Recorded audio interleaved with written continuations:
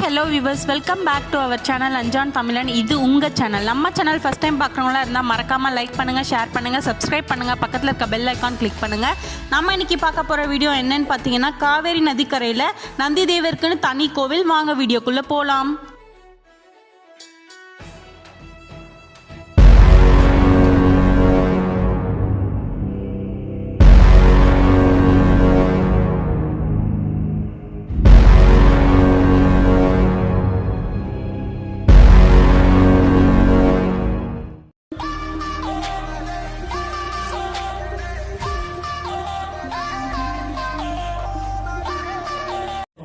नमो शिवरुद्राय ॐ नमो स्थितिकण्ठाय ॐ नमो हरणागाभरणाय प्रणवाय डमडमडमरुकनादानन्दाय ॐ नमो विठलक्षाय ॐ नमो भस्माङ्गाय ॐ नमो हिमशैलावरणाय प्रमदाय முதல்ல நம்ம நந்திதேவரை பற்றின சின்ன ஒரு வரலாறு பார்த்துடுவோம். நந்திதேவர் யார், சிவனுக்கு எப்படி வாகனமாக அமைஞ்சாருன்றதை பார்த்துட்டு அதுக்கப்புறமா கோவிலை பார்ப்போம். சிலாதார் என்ற ஒரு முனிவர், அவருடைய மனைவி சாருலட்சுமி, ரெண்டு பேரும் ரொம்ப சிவபக்தி உடையவங்க. ஆனால் அவங்க ரெண்டு பேருக்குமே குழந்தை இல்லைன்றது ஒரு குறைய இருந்தது. சிலாதார் ஒரு சிறந்த தவசாலின்றதால திருவையாறில் இருக்க கோவிலில் சூரிய புஷ்கரணி என்ற தீர்த்தத்தில் குளிச்சுட்டு அந்த நதிக்கரையில் சிவனை நினச்சி கடும் தவம் இருந்தார். அவரோட தவத்தில் மகிழ்ந்த சிவபெருமான் என்ன பண்ணார்னா, அவர் முன்னாடி வந்து சிலாதாரே உங்களுக்கு என்ன வரம் வேணும் அப்படின்னு சொல்லிட்டு கேட்குறாரு. அதுக்கு இவர் கேட்குறாரு, எனக்கு குழந்தை செல்வம் வேண்டும், ஆனால் வந்து அது கருவிலேருந்து உதிக்கக்கூடாது அப்படின்னு சொல்லிட்டு சொல்கிறாரு. அவன் உங்களுக்கு சமமாக இருக்கணும், உங்களை தரிசிக்கிறவங்க எல்லாரும் அவனையும் தரிசிக்கணும் அப்படின்னு சொல்லிட்டு வரம் கேட்குறாரு. அதுக்கு சிவனும் சரி அப்படியே ஆகட்டும்னு வரம் கொடுக்குறாரு. கொஞ்ச நாள் கழிச்சு யாகம் செய்வதற்காக நிலத்தை உழுகிறாரு சிலாதார். அப்போ நவரத்தினங்கள் பதித்த ஒரு தங்க பெட்டி அவருக்கு கிடைக்குது. ரொம்ப ஆச்சரியத்தோட அந்த பெட்டியை வந்து திறந்து பார்க்குறாரு. அதுக்குள்ள வந்து ஜோதிமயமான ஒரு திருமேனி, 3 கண்கள், 4 தோள்கள், தலையில் சந்திரன், இவற்றோட சிவபெருமான் காட்சி அளிக்கிறாரு. சிலாதார் உடனே சிரித்து போய் கீழே விழுந்து வணங்குறாரு. அப்போ வந்து சிலாதாரே பெட்டியை வந்து மூடி திறங்க, அப்போ நீங்க விரும்பின குழந்தை வந்து அதுல இருக்கும் அப்படின்ட்டு அசடி சொல்லுது. அப்போ வந்து அவர் வந்து திரும்பி அந்த பெட்டியை வந்து மூடி திறக்கிறாரு. அப்படி திறக்கும் போது பார்த்தீங்கன்னா சிவபெருமான் வடிவத்தில் அழகான ஒரு ஆண் குழந்தை உள்ள இருக்கு. அதை ஆசையோட எடுத்துட்டு போய் தன்னுடைய மனைவி கிட்ட கொடுக்குறாரு. அந்த குழந்தைக்கு நந்தின்ட்டும் பேர் வச்சு 2 பேருமே வளர்த்துட்டு வராங்க. நந்தி அன்பு, அறிவு, அடக்கம், பணிவு, மரியாதை, இப்படி எல்லா நல்ல குணத்தையும் கொண்டு நல்ல பிள்ளையா வளர்ந்துட்டு இருக்காரு. நந்திக்கு 7 வயசு ஆகும்போது அவங்க குடிலுக்கு 2 முனிவர்கள் வராங்க. 2 பேரையும் நல்லா உபசரிச்ச அவங்க கிட்ட ஆசீர்வாதம் வாங்குறாரு. அப்போ குழந்தையே, நீ இதே மாதிரி குருவுக்கு பணிவிடை செஞ்சு அழியாத பதவியை அடைவாயாக அப்படின்ட்டு ஆசீர்வாதம் செய்கிறாங்க. இதை கேட்ட சிலாதார் முனிவர் பின்னாடியே போயிட்டு, என்னோட பையனை வந்து தீர்காயிலோட இரு அப்படின்னு வாழ்த்தாம ஏன் மாற்றி வாழ்த்துனீங்க அப்படின்ட்டு கேட்குறாரு. அப்போ அந்த முனிவர்கள் சொல்கிறாங்க, சிலாதாரே, உங்கள் மகனுக்கு ஆயுள் வந்து 8 வயசு வரைக்கும் தான், அதனால தான் நாங்கள் அப்படி வாழ்த்துனோம் அப்படின்ட்டு சொல்கிறாங்க.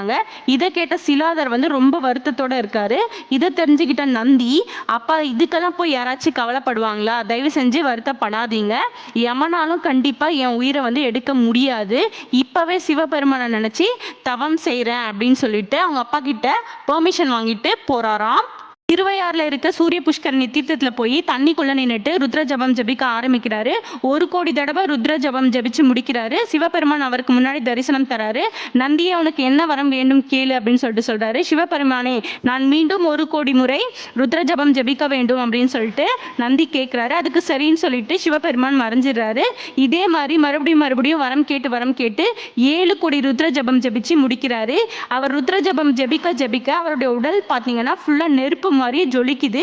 யாராலையும் கிட்ட நெருங்க முடியாது. அப்போ எவனால மட்டும் எப்படி இவர் கிட்ட நெருங்க முடியும்? அப்பையும் நந்திதேவர் வந்து விடாம திரும்பியும் 1 கோடி முறை ருத்ர ஜபம் ஜபிக்கிறாரு. ஜபிச்சு முடிச்ச உடனே சிவபெருமான் அவருக்கு காட்சி அளிக்கிறாரு. நந்தி, உன் விருப்பம் தான் என்ன அப்படின்னு சொல்லிட்டு கேட்கிறாரு. அதுக்கு நந்தி சொல்றாரா, சிவபெருமானே, பிறப்பும் இறப்பும் 2 என்னை தீண்டக்கூடாது, நானும் எப்பவும் கைலாயத்துலயும் உங்க கூட இருக்கணும் அப்படின்னு கேட்கிறாரு. அந்த வரத்தை சிவபெருமான் கொடுக்குறாரு. அது மட்டும் இல்லாம எனக்கு சமமா உன்னையும் எல்லாரும் வணங்குவாங்க அப்படின்னு சொல்லிட்டு அவரையும் கைலாயத்துக்கு கூட்டிட்டு போயிடாராம். நந்தியின் நிறம் வெண்மை. வெண்மை என்பது தூய்மையை குறிக்கும். நந்தி தூய்மையும் தர்மமும் நிறைந்தவர். தர்ம தேவதை அவர்களை தன்னுடைய வாகனமாக ஏற்றுக்கணும்னு சொல்லும்போது அவர்களுடைய வேண்டுகோளுக்கு இணங்க சிவபெருமான் ஒவ்வொரு யுகத்திலும் 4, 3, 2, 1 என்ற பாதங்களால் நீங்கள் நடக்கணும், நானே உனக்கு உயிராக இருந்து உங்களை வழி நடத்துறதால நம்மளை வணங்குறதுக்கு வரவங்க செய்கிற பாவம் எல்லாமே அறமாக மாறும் அப்படின்ட்டு வரம் கொடுக்குறாரு. சிவன் கோயிலில் இருக்கிற நந்தி 3 காலை மடக்கி ஒரு காலை மட்டும் ஸ்ட்ரைட்டாக வச்சுருக்கோம். ஏன் அப்படின்னு சொல்லிட்டு பார்த்தீங்கன்னா, நான் ஒரே கால நடக்கணும் அப்படின்னு சொல்றதால ஒரு காலை மட்டும் ஸ்ட்ரைட்டா வச்சிருக்கோம். சிவன் கோயில சிவனுக்கு ஆப்போசிட்டா தான் இருக்கும். அவரை தர்மமிடைன்னு சொல்லப்படுது. அழிவே இல்லாதது தான் தர்மம். நந்தியோட வேலை என்னன்னு பார்த்தீங்கன்னா தடுக்கிறது. இவரோட அனுமதி இல்லாம யாராலும் உள்ள போக முடியாது.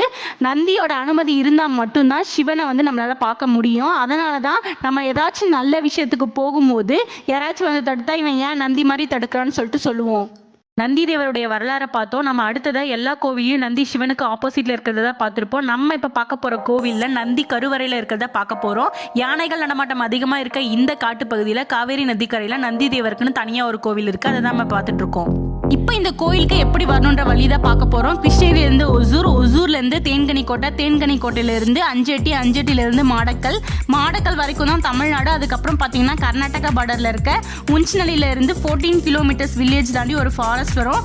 அந்த ஃபாரஸ்ட்லேருந்து 7 கிலோமீட்டர் உள்ளே போனோம்னா தெப்பக்குழி ஒரு வில்லேஜ். அந்த வில்லேஜ் பார்த்தீங்கன்னா கிருஷ்ணகிரி டிஸ்ட்ரிக்ட். அங்கே இருந்து இன்னும் கொஞ்சம் உள்ளே வந்தோம்னா காவேரி ஆறும் நந்தி தேவர் கோவிலும் இருக்கும். தமிழ்நாட்டில் காவேரி ஸ்டார்ட் ஆகிற பாயிண்ட் இதுதான்.